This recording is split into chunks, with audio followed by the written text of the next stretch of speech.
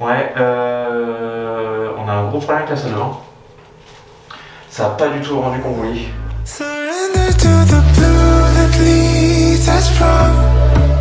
Aujourd'hui, première étape, on va s'occuper de la salle de bain. Première étape, on s'occupe de la salle de bain. On a posé toute la colle à cage sur les murs, sur le sol, sur les meubles. On va la poncer pour pouvoir préparer la deuxième couche.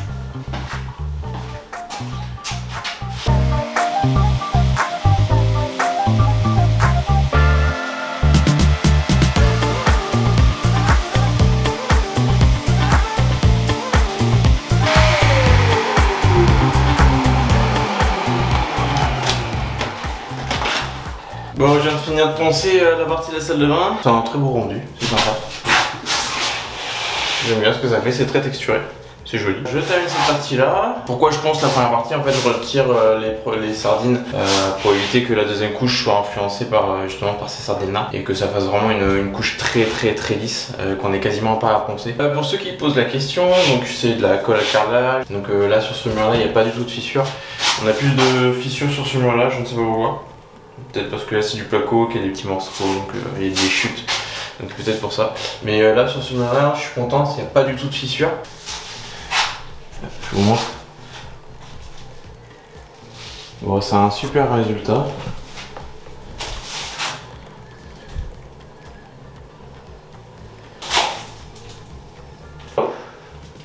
Ouais, on a un gros problème avec la salle de bain. Ça n'a pas du tout le rendu qu'on voulait. Non, je rigole. Non, est-ce que tu peux aller chercher du papier à poncer, s'il te plaît? J'ai plus de disques. Si tu veux prendre des disques en 120, ouais, en grain 120, s'il te plaît. Super, merci. À tout à l'heure.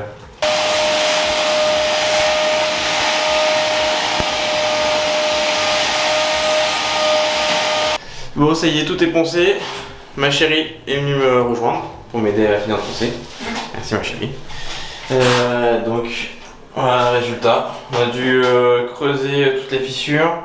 Bon, on se retrouve pour la deuxième couche. Avant ça, on va peut-être aller chercher tout ce qu'il nous faut pour finir l'appartement. On va aller à Leroy Merlin acheter le complément.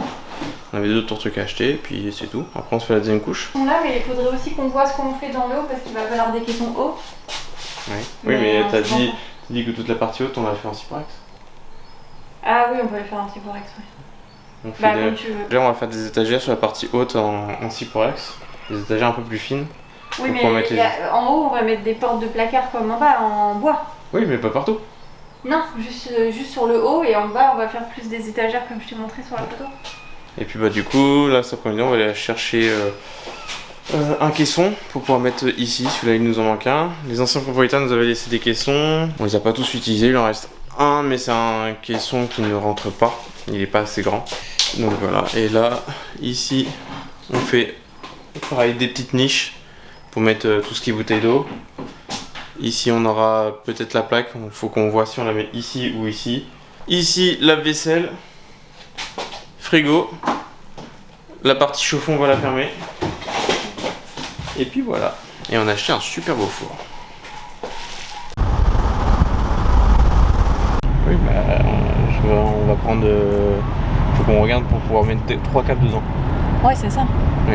Mais il faut que ça passe aussi parce qu'il y a ça sur le côté. Oui. Donc en fait ça va pas passer. Ou non, si, bah non, mais faut ça, cette largeur là, mais il faut plus épais pour qu'on puisse rentrer plus les câbles. Pas forcément, mais non, mais c'est ce que je t'ai dit, on va mettre sur l'autre côté du mur et en fait la gaine va combler le trou. En fait on est obligé de passer comme ça. Ouais, ça va être joli. Bah ça va arranger.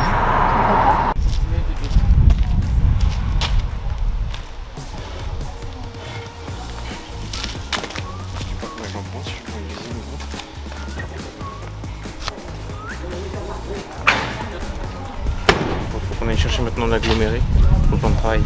À la base c'était celui-là que j'avais vu. Donc du coup il est à 38 € je crois du mètre carré. Mais celui qui est à gauche, je sais pas. Mais j'aime bien celui-là qui est à gauche et celui-là il est carrément pas cher donc je sais pas du tout. Je sais pas si genre on peut prendre celui-là et après je le teinte, on fait un truc, mais tu vois j'aime bien la couleur en tout cas de celui-là. Ok. T'en penses quoi? Ouais bah ça va. Ça va bien passer sur la terrasse, ça va être facile à mettre?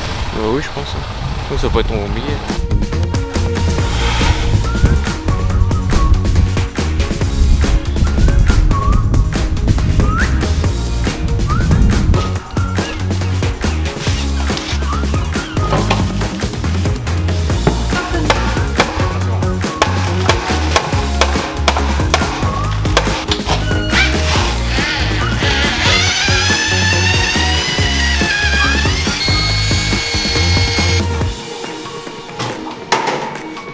On voit la zone où on a poncé, c'est beaucoup plus rugueux comparé à ici.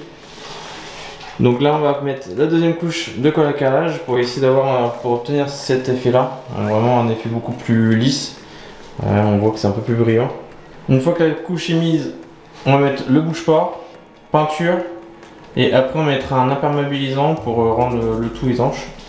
Et on va faire ça dans toute la salle de bain du coup.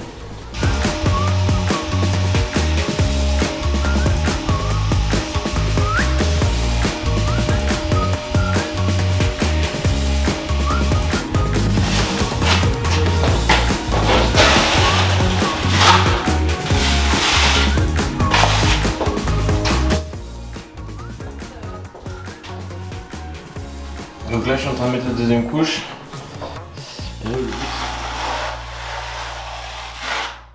Donc là je viens vraiment lisser au maximum pour pas avoir de sardines et pour avoir vraiment un aspect ultra lisse.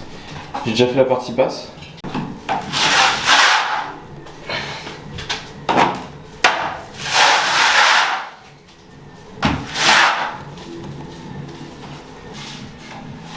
C'est chiant à faire. Surtout dans les petits recoins comme ça. Oui, merci, c'est moi qui l'ai fait.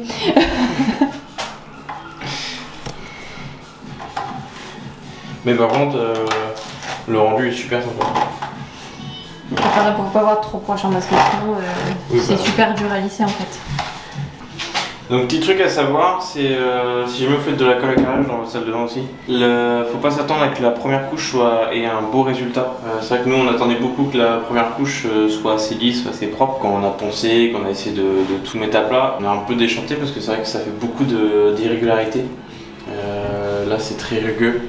Si vous voulez vraiment avoir un aspect très lisse et très propre, en fait, il faut vraiment mettre le paquet sur la deuxième couche, voire troisième couche, qui se lisse beaucoup mieux. La troisième, tu peux faire des petites retouches genre par-ci par-là, alors que la deuxième, tu l'uniformises et tu la fais assez fine. Oui, voilà, c'est ça. Mais en gros, faut pas espérer que la première couche soit parfaite ou propre. Il faut vraiment attendre la deuxième couche. Et si vraiment vous n'avez pas le rendu que vous voulez, le plus simple c'est de peindre directement. Il faut peindre la colle à carrelage avec un bouche-port avant. Ouais. En fait, le bouche-port, ça va permettre de combler. En fait, si vous avez du mal à ce qu'elle soit lisse, par exemple, là, quand vous poncez, avec le sable, en fait, ça vient creuser un petit peu, donc ça va permettre de combler un peu. Donc, faut quand même essayer de lisser un maximum. Et après ça, vous pouvez mettre la peinture et normalement, le rendu sera bien. Ah, regarde. Quoi? Qu'est-ce qu'il y a? Tu sais pas quand?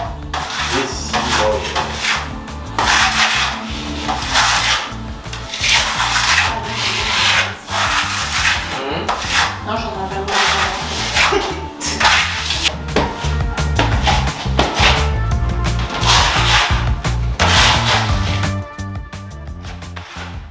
Pourquoi tu fais ça? Je retire les grumeaux. La colle à la préhumidité, il y a plein de grumeaux et quand j'ai mélangé en fait, c'est pas parti.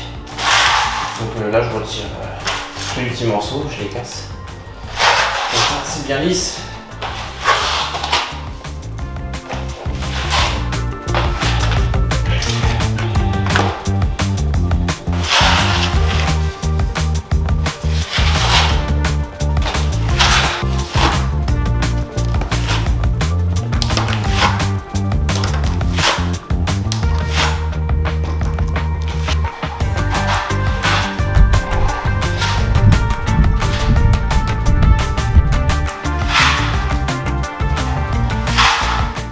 Bon, il est actuellement 21h. On vient tout juste de terminer, donc là, mission, ça va être nettoyage des spatules. Et je vous donne le rendu en direct.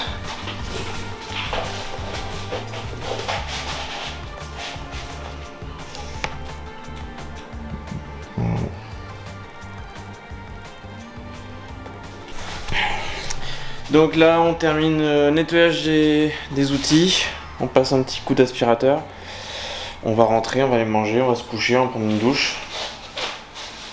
Tout ça dans le bon ordre, coup de propre par terre, on passe un petit coup d'aspi.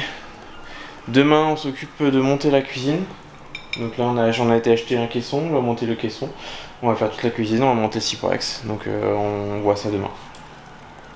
Des bisous.